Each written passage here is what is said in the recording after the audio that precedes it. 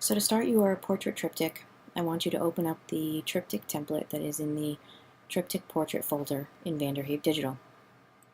Then open up your hands photograph, your feet photograph, and the face photograph that you're going to use for your triptych.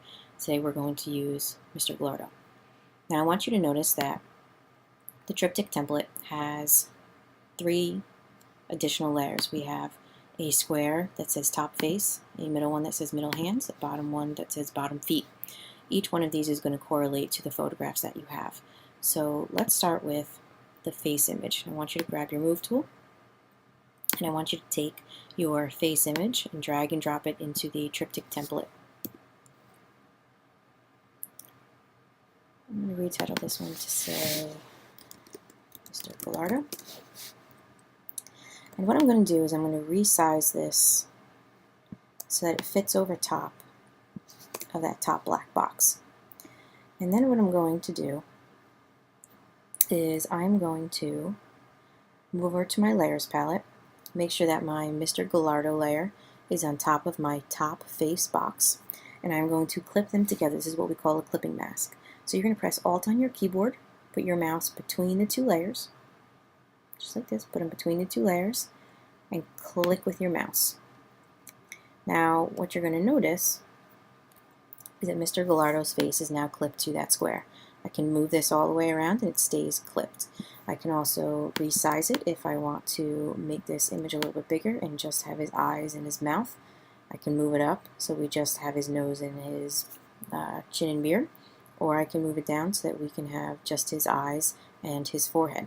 It's really up to you. So I'm going to leave mine like this, and we're going to go back to, close out this face image, and we're going to go to the hands layer.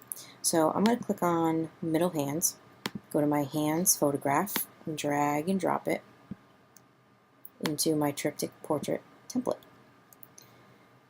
Title this one hands. And then again, once it's resized over top of the middle box, enter to hit my check mark. I'm going to press Alt on my keyboard again, look for the arrow pointing down with the square, and click. So you're going to Alt, click. If you want to undo it, just Alt, click again. Notice that the arrow goes away.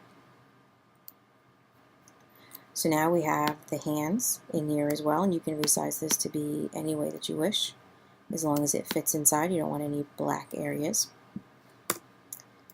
And then we're going to do the last one. So I'm going to go down to my bottom feet layer. I'm going to drag and drop that one over. Resize it so it fits on my bottom square. Remember, you can see as little or as much as you want by resizing it and moving it. Title this one feet or shoes. I'm going to go back here again, press Alt on my keyboard, click between the 2 layers, and there we have his shoes. And for the most part, there you are, you have your triptych. Now from here, what I want you to do is make a choice.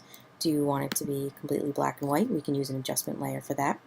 You can also use the clipping option to clip it to a specific photograph, if perhaps maybe this one's a little bit lighter than some of the other ones.